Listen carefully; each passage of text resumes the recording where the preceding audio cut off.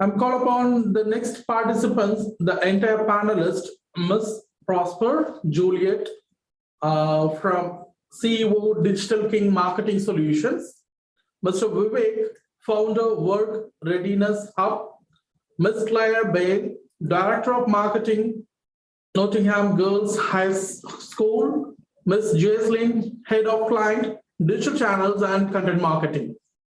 I welcome you all the panelists here.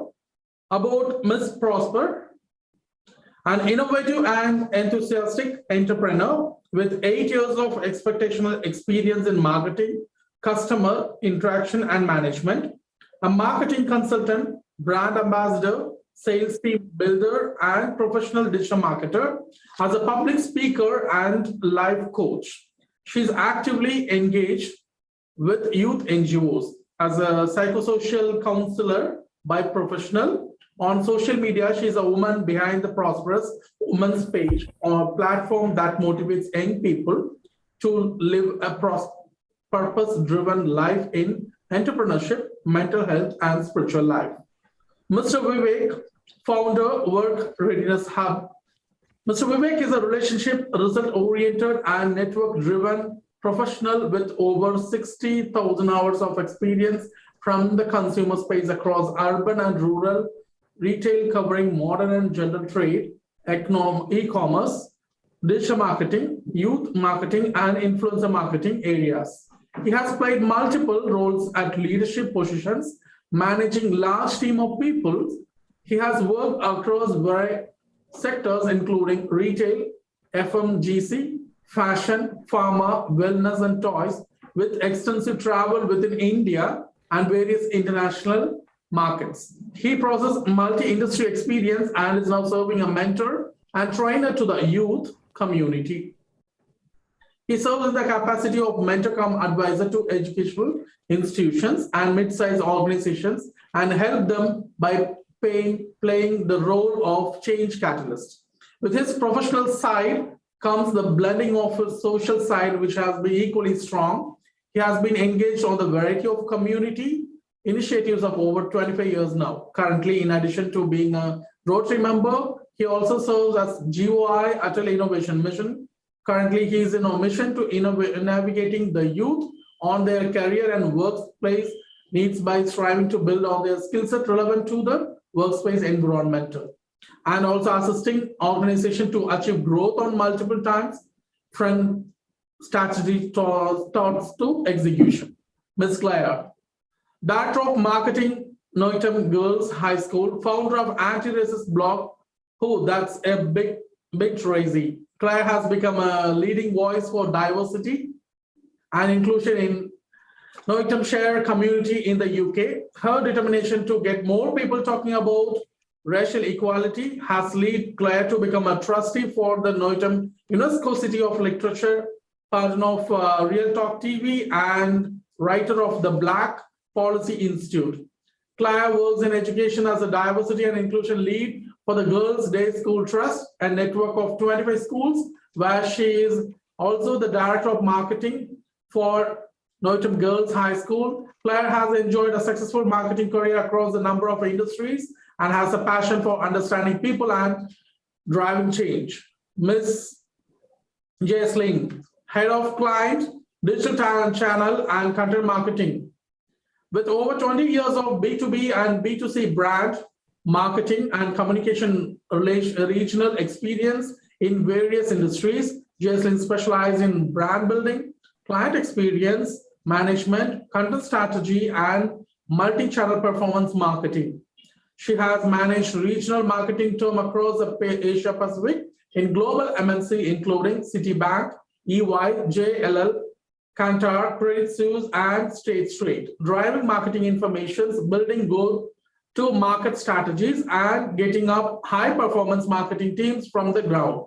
A self-processed data and customer insight fantasy, she believes that a good company knows a pain points of their customers and the value they bring to address them, while a good campaign delivers on the promise in a compelling manner. I welcome you all the participants are here to create a panel on the topic of general marketing Diversity and Inclusion and Marketing Insights in the Future. Welcome you all, guys.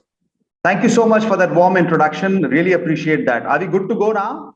Yes, please. Okay, lovely. So to kickstart this interesting panel discussion, let me start with just one line, which is marketers really have a big role to play, bringing about diversity as well as inclusiveness into brand, into advertising, and into promotional campaigns. And today, as we speak, brands have been doing that left, right, and center. With this as the opening statement, I would like my esteemed panelists, Prosper and Jaslyin, to share their opening thoughts. Jaslyin, would you like to kick off? Sure. Thanks, Vivek. Go ahead. Yeah, thanks for having me. It's an honor to be here. And like great minds think alike. So this topic is really close to my heart. Personally, because as a woman, as Asian, Chinese, I mean, we are kind of considered the minority in the whole big bad world of Western culture, which very much Singapore in the context of everything else, we are quite westernized in that sense. But even then to today, working in all the different companies, I've come to observe that there are very different nuances that I myself am learning and still learning and need to be constantly conscious of in my years working in different companies and having to learn that from different people, being exposed to different perspectives, that has helped to shape me into the person that I am today. Take, for example, when I was still very young, I had an uncle that is actually, in today's context, he's considered as gay.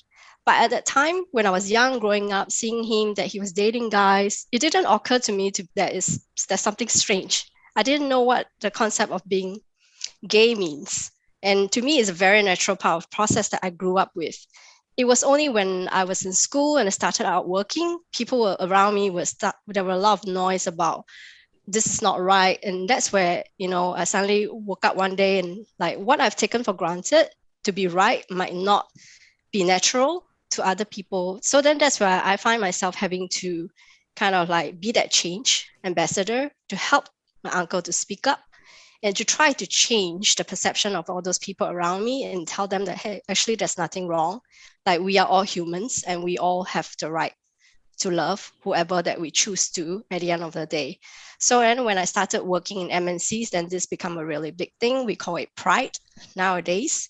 But if we look back, all these things are not new. It's not new concepts, but it's just becoming more and more aware and appreciative of the differences and the right to choose and to be who we are as a person and an individual. Wow, I think that's an amazing beginning to this entire thought, Jaslyin. You giving a personal example of your uncle and how this was absolutely natural process for you, and only when you actually grew up did you really realize, saying, okay, is there a difference? And then this entire pride thing that you spoke about, yes, I can completely relate to that, because even in the Indian market, the Pride Month got celebrated in a huge way, and I can relate the kind of Bollywood movies that are coming up, in India. In the last 5 years, if I have to just build a context, there's so many movies which have just addressed this particular scenario. And when things start to come in movies, in cinemas, what it typically depicts is it starts to showcase where the society is heading. It starts to showcase what's reality in the world. Brilliant. Thank you so much for that opening statement. Prosper, over to you. Oh wow, thank you so much. I'm actually greatly honored to be here.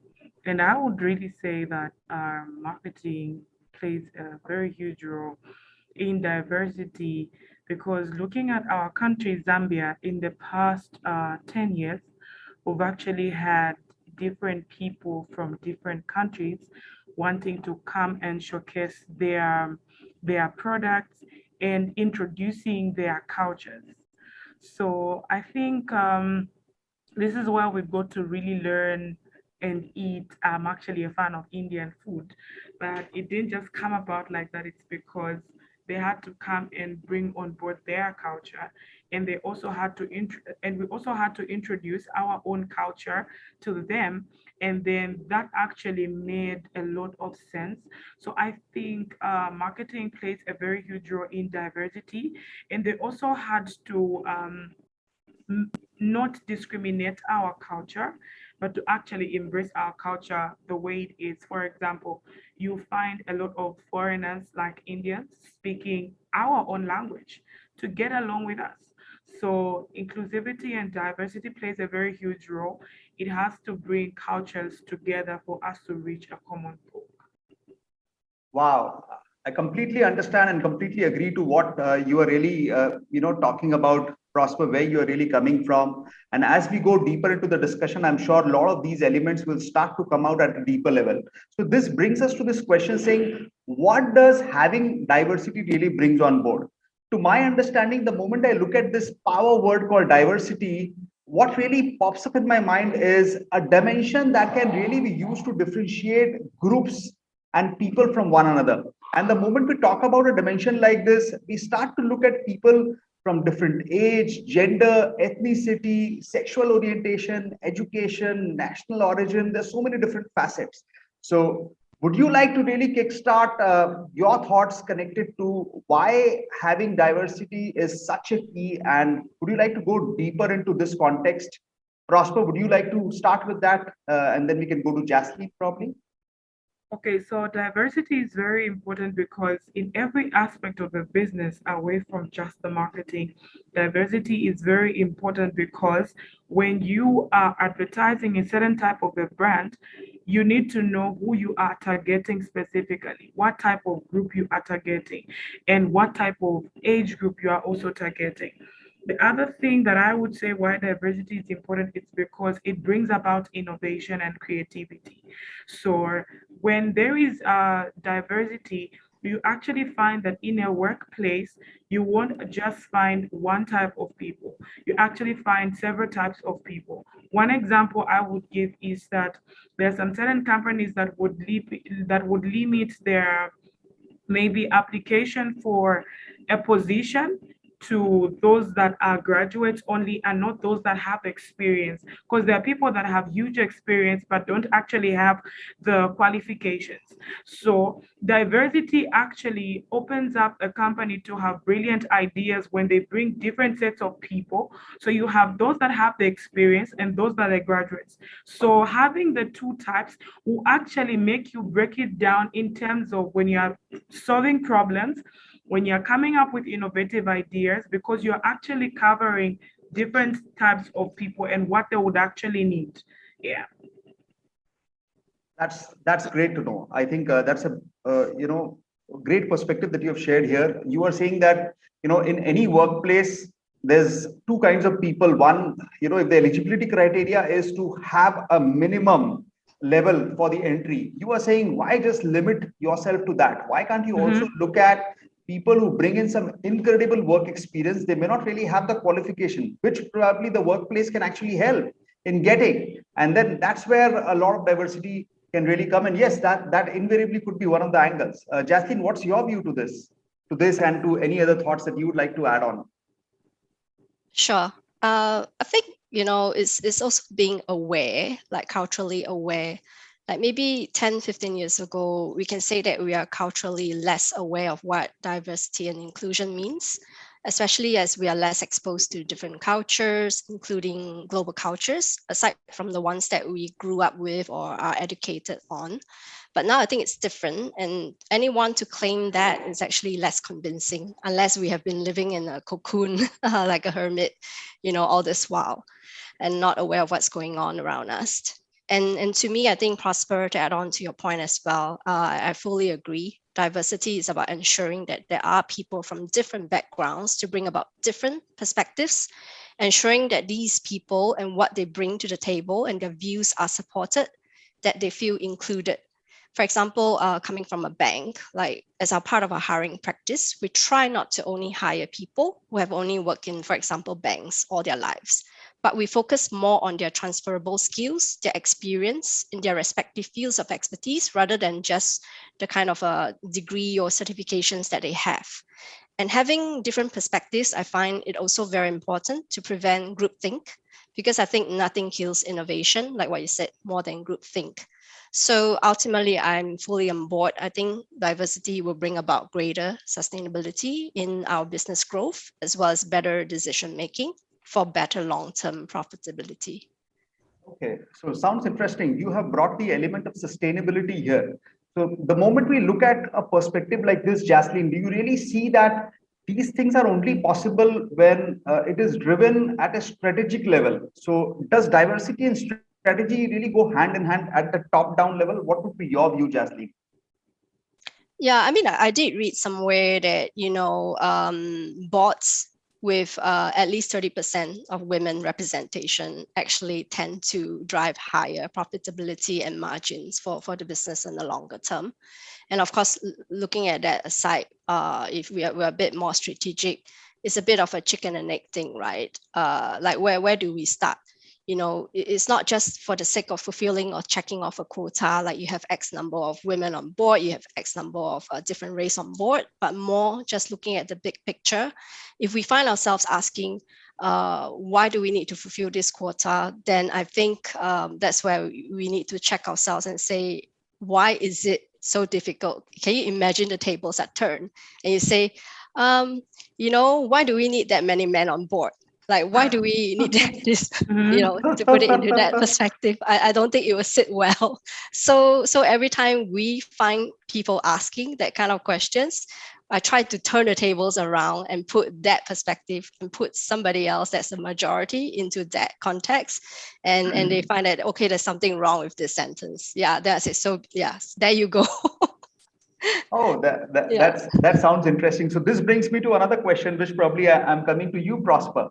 So having strategic thinking, like the way Jaslyin really explained with an example here, do you think this strategy also helps the organization or brands or marketers to start looking at the consumers from a holistically different perspective? They start to look at the consumers without any kind of stereotypes and stuff like that. What would be your view, and how do you like to really link strategy to that?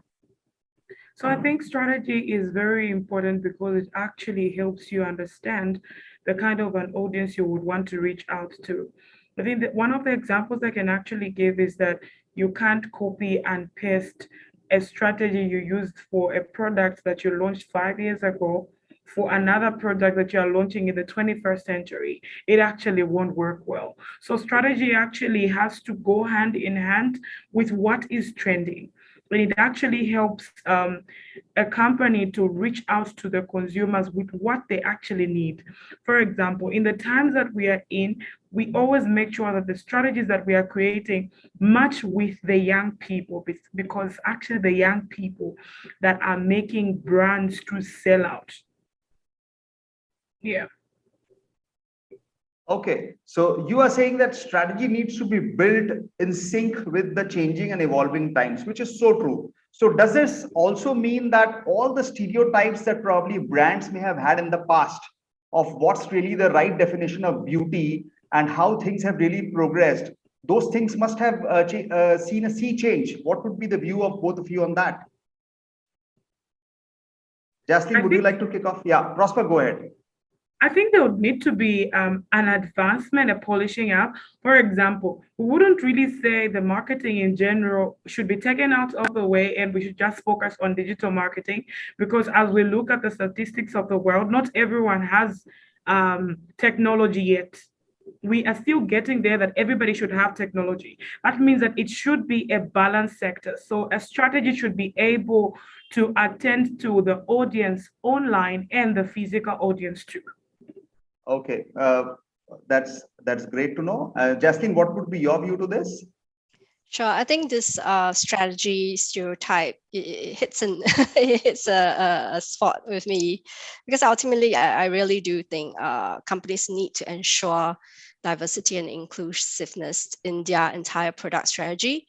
don't make assumptions without studying the market, and ensuring that they are inclusive in their product range, even if it's just a small subset of their entire targetable base.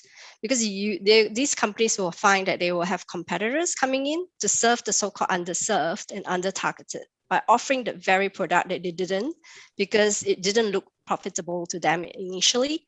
And then soon, I think they would just find themselves being the outdated one. Because in Asia's context, for example, not too long ago, I see companies using words like fairer, whiter in their marketing copy, even as they try to look inclusive by featuring people of color, or in Asia's context, non-Chinese people. Even then, they try to lean towards the fairer non-Chinese models, or they will still be talking about their product being good for looking fairer. Now, they tend to avoid that. They use terms like brighter, clearer, and more translucent, as if they're referring to glass panels when they are talking about skin. To me is still not quite being truly inclusive, because being truly inclusive means that you make sure you have a variety of products for people with different needs than people who want to look translucent. Because some of us just want to look healthy, and looking healthy can mean looking the way we are, looking tan, having sun-kissed skin, or skin with freckles, moles, or whatnot, and just feeling good about ourselves. So I think it's about the way we communicate. We need to communicate more inclusively, and the more we do that, the more it becomes a norm, because I think that's just the way most consumer perception and behavior works, because most people learn, they observe, and accept that as part of societal norm. And such norms are very much led by companies, individuals, as well as authority, with the capacity and capability to influence. So we definitely all have a part to play.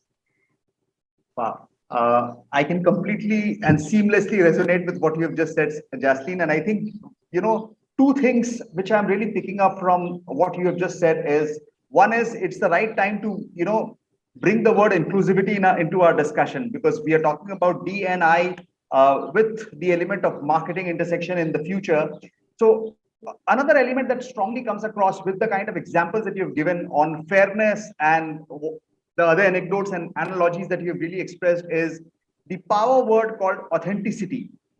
Can we really say that D&I can exist without authenticity in any fashion? What would be your opening comments on this, Jaslyin?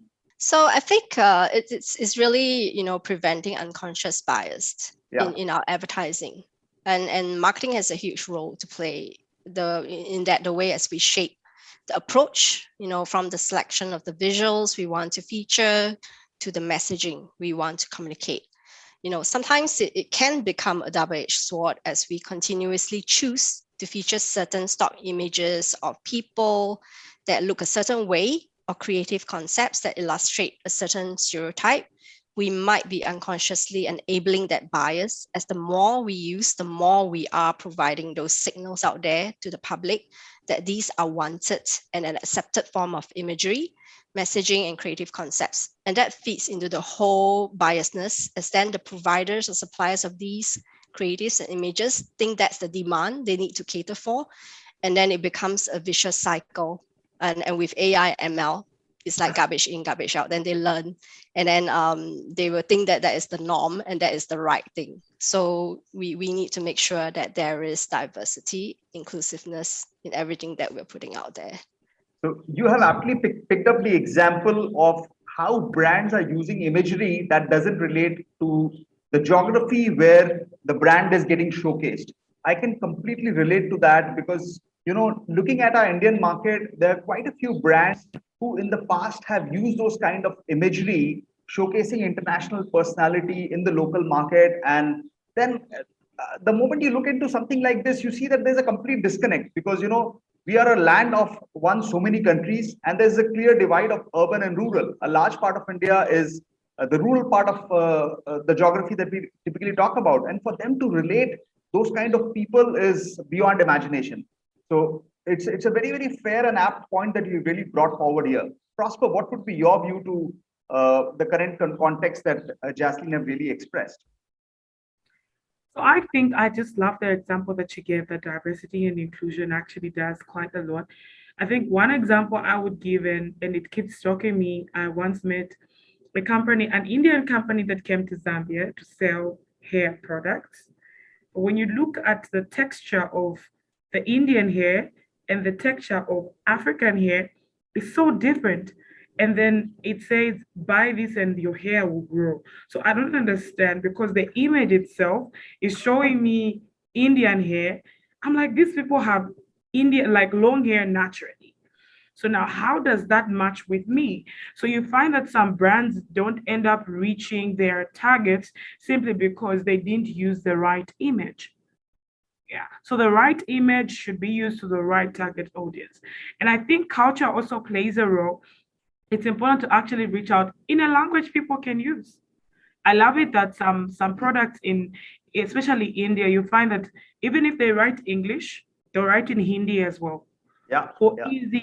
easy accessible to every person. Yeah.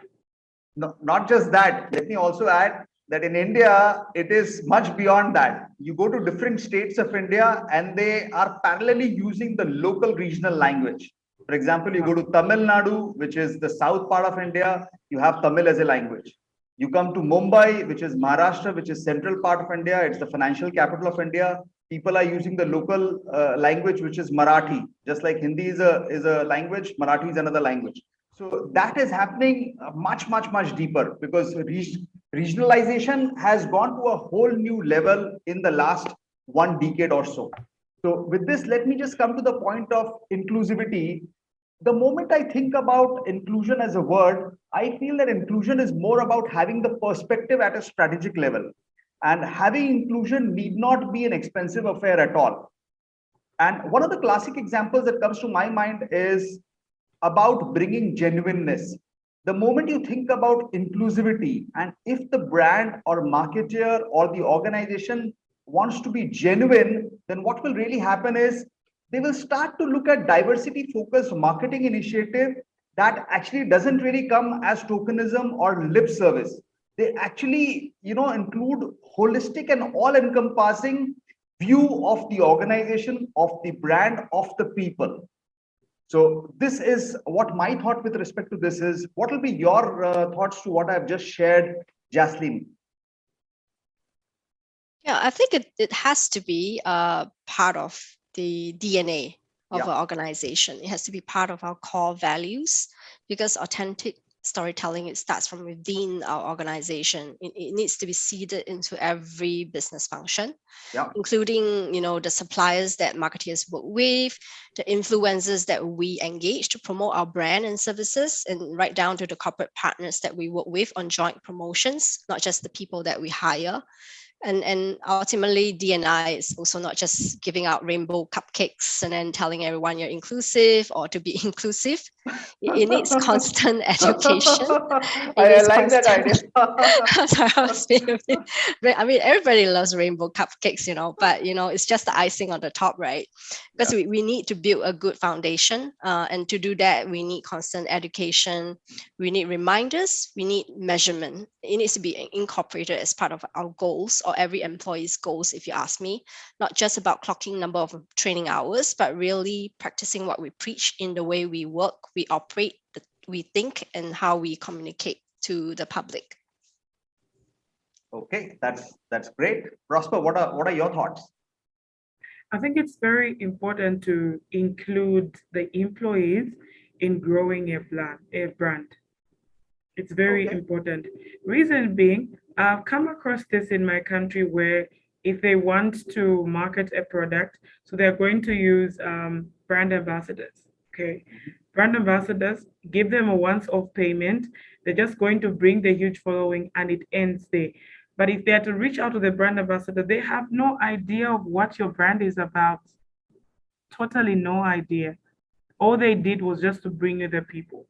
So it's very important to include the team people that you work with to take your brand out there, because they won't just take the image, they'll take the word, they'll actually make your brand a part of their lifestyle. Okay, so basically what you are really saying is whatever the brand or marketer or the organization wants to communicate, it has to purely reflect in terms of what's really happening in that particular environment. Does that make sense for you, Prosper? Yes. Okay, so with this, what comes to my mind is what are some of the ways by virtue of which we can incorporate inclusive marketing? What do you think are some of the ways? Would you like to open up with one of the thoughts, Prosper? I think one of the quotes is that your team must be creative. And secondly, like we spoke about inclusivity in hiring practices. You know, practices are very important. So a team must continually educate it, like Jaslyin said. Education helps a team to upskill because they actually have to keep learning on what's trending. So inclusivity is very important in terms of making sure that your team is scaling up in terms of what is trending currently. Okay, so you are saying hiring practices. Jaslyn just spoke about people represented in imagery. Another thought that comes to my mind is using inclusive language. So respecting and Mhm. honoring pronouns, replacing gendered languages like you guys or ladies and gentlemen with more gender neutral terms. This could Yeah. also be another idea. Jaslyn, what are your thoughts? What do you think would be some of the other ideas connected to this? Yeah, I think like marketing teams, they need to be comprised. They need to comprise of like different backgrounds. Now, let's say you find that your marketing team is leaning towards too much of a certain gender mix. I think that's not necessarily good.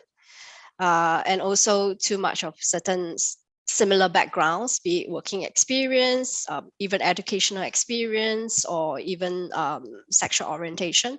So I think it's important to have very diverse perspectives coming together, and that's where they can really think outside of the box and then work together to try to find common ground and break boundaries in the way we are positioning ourselves as a brand. And I do agree with what Prosper has said. When we engage influencers, beyond just getting them paid, we need to make sure that they fully understand what our brand stands for. We need to do a thorough screening as well to make sure that they really truly embrace and truly believe personally, and they adopt the same values that your company supports. Otherwise, I think it can be a double-edged sword, and it can easily come back and bite us if they then are found to be not authentic at all in their Sure. public personas. Yeah. Sure. I completely agree to what you are saying. So the moment you look at diversity marketing, preventing that unconscious bias that a lot of times runs in advertising. So do you consider this to be one of the key challenges that marketers always have to deal with? I think very much so, Yeah. because even when we are looking at some of the, at least in Asia, we are very much, we have this so-called fixed family nucleus concept, where a happy family is two parents, heterosexual parents, and maybe at least one or more kids. And then it becomes almost like abnormal if you start to want to say you want to feature a single dad or a single mom, or even two different, like two of the same gender with kids. So we do need to be conscious of the different religions, especially in Asia, Southeast Asia. I know that there are certain religions that are still more conservative in terms of these dynamics, but that is still trying to strike a balance between what is reality versus what is acceptable from a religious perspective versus what is truly inclusive. So it is a very fine balance, I have to say, especially marketing in Asia. So your thoughts are actually opening another thinking process, and that thinking process is what is it that the marketers can typically do? We have genuinely discussed about the fact that bringing in diverse voices to the organization is extremely important. But do you also think that making your commitments measurable to the public, both internal stakeholders as well as external stakeholders, is equally important? What do you think, Prosper, about it? I think it's very important because it actually shows how genuine your company is and how genuine your products are. Because at the end of the day, we are not just looking at generating an income, we're looking at creating a brand that is going to last for a decade. For example, Coca-Cola. It really makes sure that whatever messages they're taking out there is favorable for the people, and within the company people are actually able to enjoy the same benefits. So in diversity, it's very important that a company should be able to make decisions that are not only based to their benefits but the benefits of the consumers, and they should be able to understand the voice of the customers as well. So the decisions should not only be based on profit making, but the decision should also be made on what are the people saying, looking at the marketing strategy that you are using to actually get to them. Yeah, it can be diverse, but at the same time, it shouldn't be manipulative. It shouldn't be. Apparently, I will not mention the name of the company. It's a well-known company in my country, and they've sold like they're the best. But what has happened is, because of having a lot of companies, one of their products, they had to do quality control, reduce some products, and make it watery, just because they're saying things have gone up. No, so it's not supposed to be like that. So at the end of the day, they have to look at the brand on both sides, because at the end of the day, you might not really know that you actually be losing maybe 1% or 2% of your clients, of which by the time you create another product, it will be very difficult for that particular client to trust your brand. So these decisions have to be taken strategically within the management of the company. Okay, so your thoughts actually opens up another question, Prosper, here. And this question is, which means that the organization has to ensure that the teams and supplier, so the internal teams, the external teams, as well as the supplier, they are completely reflect a reflection of the marketplace. Do you think having a reflection of the marketplace will actually be of great help if the organization or the marketing department really wants to drive the agenda of D&I, Prosper? I think having a reflection of the marketplace is very important, because that's what gets us to know if people will love the product. So if you really get to know that it's a need that everybody is using, that means that the suppliers should actually just be able to match with what the people are requesting. For example, if it's farmers, so if you are making, let's say you are producing fertilizer, and now for your fertilizer to be able to sell, they must actually understand why they should buy it, in what duration to be able to actually wear products. So I think it's very important that and reflect what their market really wants. Because without reflecting what their market really wants, it's like creating a product and it won't sell in the specific duration that you want. Yeah. So when you really understand the reflection of the type of a market, you will also be able to be mindful even on the price. You'll be mindful on the price, you'll be mindful on how to get it to them and what would be attractive to them. Okay. So if an organization or the marketing team or the marketer, if they have to really be a reflection of the market, one of the big piece that becomes important and imperative here is, how is the internal scenario really working out? Which means, what is the kind of D&I measures that are actually genuinely being driven in the workplace? Would you agree to that, Jaslyin? And what would be your thoughts on that? Yeah, so I think right now most companies would have what we call diversity panels. Like as part of the hiring process, we would have like maybe X percentage of the interview panels need to comprise of a certain gender mix, certain racial mix, and so on. Depending on what is some of the key priorities for that company in terms of the whole dynamics of D&I. So that's one. And then the other part is you deep dive into your internal themes, your internal like business functions, like the same D&I matrix needs to be applied as well to make sure that the hiring is fair. Then overall, when you add together, you'll find that your entire organization across all different functions, you have a diverse pool of real talent from different backgrounds. It's not a matter of saying that, okay, IT needs to be, how many percent male versus how many percent female, and then, finance will always be that percentage. So even right down to marketing, we implement that quite religiously, and it is part of our goals.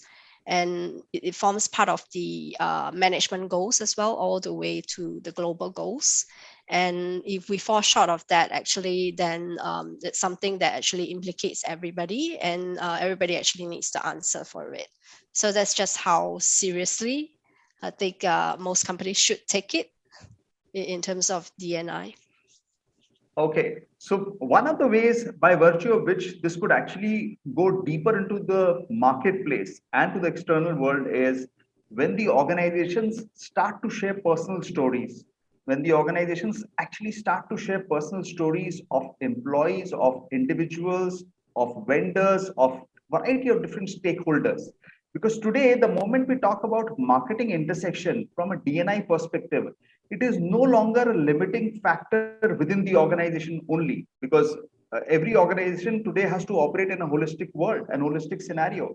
So, Prosper, do you really think that having the power of storytelling and sharing these personal stories can actually help the brand to reach out to the relevant stakeholders in a lot more promising and authentic manner? So, storytelling is one of the most important ways because it actually brings, no matter how complicated your brand may be, but in a story, it's actually easy to communicate what you really want to do. And it actually communicates to the daily lifestyle of the people. So I would give an example. I was watching a video on YouTube where there were 10 wheelchairs. So they were actually showing on how they can play basketball while they are on wheelchairs. But one person was the only person that was disabled. The 9 were able to walk. So what did they do? They pretended to also sit there and play basketball just for that person to actually feel included in that they can also have the ability. So storytelling makes people feel included in a brand and reaches a wide range. And then another example I would give is in my country, there are certain villages where these huge brands would go and shoot a video where one is washing from a stream and then they're having a challenge in their clothes getting clean. So it actually brings a lot of inclusivity depending on who you want to reach to. So storytelling has the power for a brand to take off in a very short period of time because it actually captures the mind of a person. Yeah. Okay. Or their attention. Sure, sure. Jaslyin, what would be your view with respect to either storytelling or any other measures that you think can help D&I from a workplace environment? I think, sustainability, take sustainability as an example, right?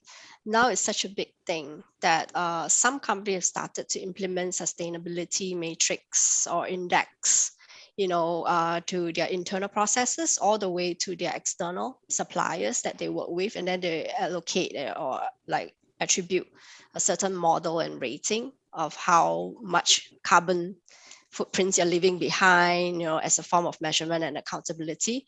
If D&I can actually, achieve that scale, then I think that would be where we can make the most impact, where we can actually, really make a real difference in how society behave and move towards being more inclusive.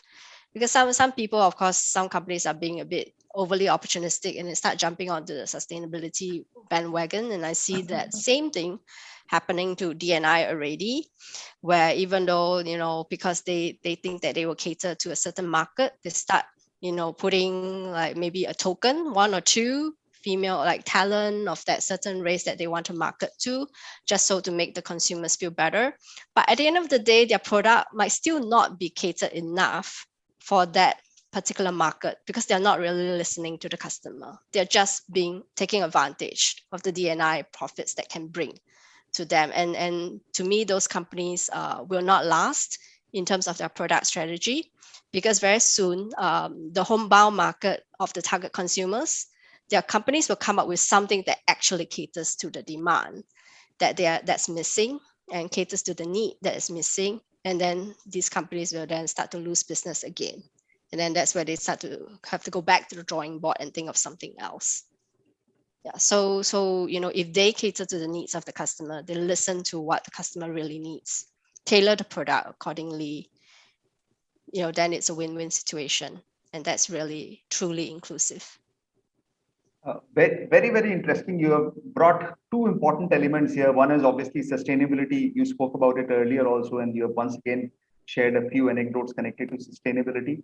Another very important element that you brought forward, Jaslyin, is the entire perspective on carbon footprint. Now, for a lot of organizations that I see today, carbon footprint at a holistic level, at the top strategic level, is one thing. It getting percolated deeper, and the moment you ask an employee saying, what do you really mean by carbon footprint? I think that's $1 million question. To me, that is similar to DNI. How many people will really understand DNI, and how many people really understand how carbon footprint is actually getting calculated? Or see, as you rightly said, a lot of things for lip service or tokenism is one thing, and a lot of things actually happening in reality, impacting the marketplace, impacting people in reality is a different thing. What would be your view, Jaslyin, to that? Yeah, I mean, it is a tough one, right? It is a tough one. It can be quite chicken and egg in that sense, because we ultimately kind of still need to pander to certain powers to be at the regulators level. Yeah. Because regulators also look at, or the government officials, they also look at what is the so-called mass trend, the popular perception of what is considered as acceptable versus non-acceptable, especially in context of Asia, and taking Singapore as an example. We are very multicultural. We are, and then we have, which means we have very different dynamics in terms of religion and perception over what is so-called acceptable to them versus non-acceptable. And recently we made a big breakthrough in our regulations. We finally made legalized homosexuality, and it was a big hoo-ha for everybody, even though for many 20 decades or so it's been going on. But it's just that it's something that we sweep under the rug and pretend that it doesn't exist, but everybody knows. But the government has come to a point where they are forced to actually take positive actions to finally accept and embrace. So I think it has to come from the top. It has to work via an ecosystem, like where the authorities, the regulators, the government, to the big MNCs, the powers to be, they need to come together and set the example and lead by example. Otherwise, with just an NOS for common people, we work together on the ground. We have our own ground up movements as well. We have a pink dot parade that goes on every year, and it has been going on for the last 10 years.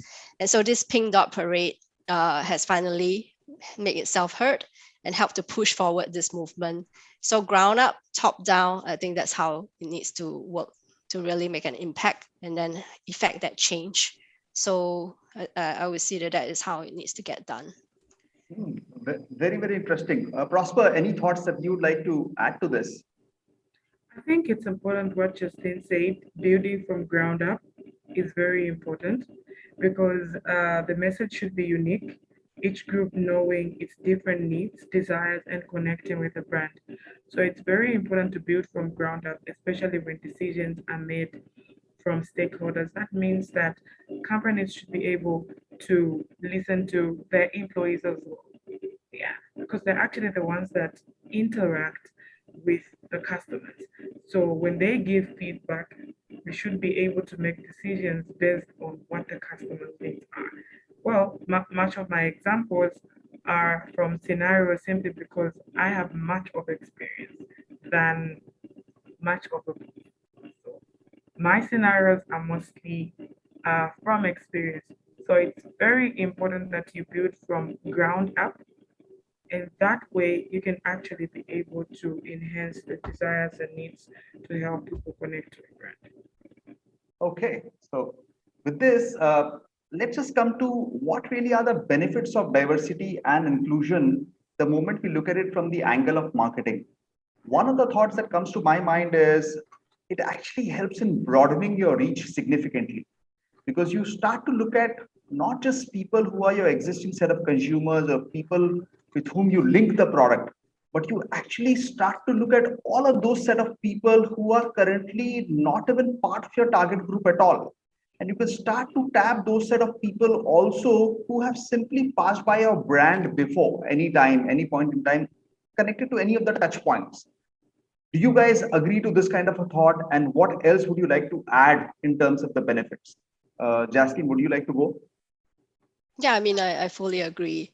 That is the kind of incremental benefits that companies will enjoy, which again, back to the earlier point, where it will enable companies to achieve more longer term growth and better profit margins, to put it into a commercial sense. But again, that has to be genuine, right? It has to be authentic. You know, your goal in mind is not to, oh, I want to do DNI, I want to practice DNI, I embrace DNI because of profit. But it must be truly because you believe it is the right thing to do and the profit will come. So that's how I see it. Okay, and Prosper, what would be your view to this? I think I totally agree with that because at the end of the day, embracing DNI increases the revenue because the employees will be working not just with a mindset to get paid, but with a mindset to reach out to your brand, of which when your brand is able to reach out to the people, definitely that's an increase in productivity. Okay, so I think both of you completely agree, and you've added your valuable thoughts to this entire piece. Another critical element that comes to my mind when the moment you think about benefits is it is a beautiful way to demonstrate the organizational values. And today, the moment you think about values, one of the big connection of values is with the Gen Z consumer. The Gen Z consumer wants to associate with brands which are a lot more relatable. And the moment you think about relatability, relatability is directly connected to the kind of value synergies that the consumers see with the brand. What would be your view to this, Prosper? I think that's very important because when a company is actually having a perspective of that, it actually helps in having more talents to choose from. So when a company has a culture, especially that their culture is actually to their culture should actually reflect towards what the consumers want. For example, Digital Kings, we believe in easy and accessible. Why easy and accessible? We want people to actually easily access products, easily accept services. So the culture of a company makes it very comfortable for employees to actually work quite well, and opportunities will definitely rise in the businesses and it will thrive overall, and there will be equal success in the company. Lovely. Jaslyn, what would be your thoughts to that? I do agree because the Gen Z they operate on a very different world almost to us, without revealing our age, especially to me and you, Vivek. But Absolutely, because completely agree with you. I deal because with Gen Z day in, day out. yeah, Gen Z, right? They are the consumers of the future. They are more culturally aware. They are more conscious, which is a good thing, much more than like their parents and grandparents. And I think that is moving towards the good right direction because they have been traveling around. They have been exposed to so much on social media. So I think I see that it's the move in the right direction. And even some of the so-called Gen Z consumers in China, even though they live in a somewhat kind of an enclosed environment, but they have access to external, they know what's going on globally. And the more they learn, the more then they are aware and the more they realize that what they have been taught maybe in school by their grandparents are not entirely right. So, which means then that brands, to stay relevant, they need to keep up with the Gen Z and need to keep up with what has been exposed to them. The truth is out there, as I say. I think we are always inquisitive to learn something. We keep scrolling because we're looking for something interesting. So that means that the more interesting something is, but our grandparents are quite old and then they don't even have much time for all these things. So that's why a company has to be driven by a culture that can actually embrace us. Since you're talking about us, we've said yes. I completely agree. I completely agree with you, Prosper. Thank you so much for that value add, Jaslyin, from your side. So I think to conclude, one of the most important concluding statement here would be that brands, marketers, organizations, they really need to empathize a lot more with a diverse section of the society. So D&I is an extremely important area of the business. And in reality, no area can be left behind the moment you think about it from a brand, from marketer, from consumer's perspective, and it has to get deeply embedded into every business function. Would you both agree to that?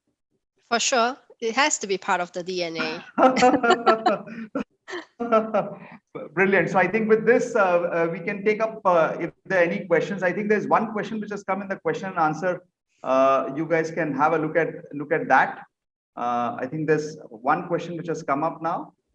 I think it is from Masoni Patwayo. Marketing the product should be considered in all different angles, such as location, ethnicity, and culture of the people found at that particular area. For example, in Africa, we have a country called Democratic Republic of Congo, where you will find that in some areas they don't know how to do farming. All what they know is to do illegal mining and sell the little minerals on the black market. If you were to take farming inputs for sale in that area, definitely you will not sell any. Therefore, area visibility is very important. So, what would you really like to? So there's also an answer that he has given. Any views that you would like to present here, Prosper? I think it's Africa. So if you can share your thoughts, it will be much better. Well, we are just neighbors with the Democratic Republic of Congo, and most of the foods that the Congolese consume come from Zambia. Most of them come from Zambia, they come from Namibia, and also come from South Africa. And I think for the past 1 year, the president of Congo has made a partnership or a collaboration with Zambia in reasoning to educate their people in terms of them realizing the benefits of farming. So I think it has been a culture in Congo to say, since they have the gold, so it's a mindset they have. Since they have the gold, they can actually transact with the gold to get what they want. Meanwhile, I think no much information has been given to them why farming is important.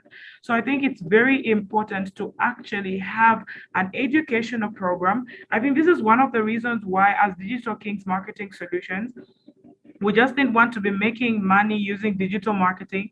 And that's why we came up with a program called Job Creation with Digital Marketing to actually educate people in terms of why it is important to understand what digital marketing is and what is involved in it. So I would say that it is important for marketers to actually want to educate, because when you educate, people have interest. So I think they're lacking some information in certain areas. Yeah. I hope that answers the question. Very well answered by you, Prosper. So I think it has been a very, very enriching panel discussion for me personally. I've really learned a lot from you both, Jaslyin and Prosper. Thank you so much for enriching my knowledge. Any closing statements? So before we just conclude, any closing statement that Jaslyin you would like to share with the audience here? No, I mean, it's been a pleasure and I'm very inspired as well by Prosper, a CEO, at her age. I think it's great, and what you're doing really is very meaningful, and I've learned a lot from you as well. And Vivek, I mean, it's been an honor to be on a panel that you're moderating. So look forward to more of such topics, very close to my heart. And yeah, I mean, look forward to connecting offline as well. Absolutely. Likewise, Jaslyin. Prosper, over to you before we invite the GDMS team to take over. Okay, I am so grateful for such a huge opportunity to actually speak to quite a number of people to share my experiences in just the brief 26 years of my life. And I am so amazed to learn quite a lot from Vivek, and I am so grateful to Texila America University for this particular opportunity. And I think if you have your students that would actually want to reach out to us, I think inboxly they can reach out to us, because it's very important that we keep helping one another to upskill, because the more we upskill is the more that we can actually do the marketing diversity and embrace the entire future that we're building on. Thank you so much. Awesome. I think So much, dear panelists. And for the topic of discussion, gender marketing, diversity and inclusion, and marketing intersect in future. Okay, thanks for joining with us, the entire panelists. Please be connected with us the entire day, today and tomorrow, and have a great day too. Thank you so much. Thank you so much. Thanks once again, Jaslyin and Prosper. Thank you, GDMS team. Bye-bye. Thank you. Thank you.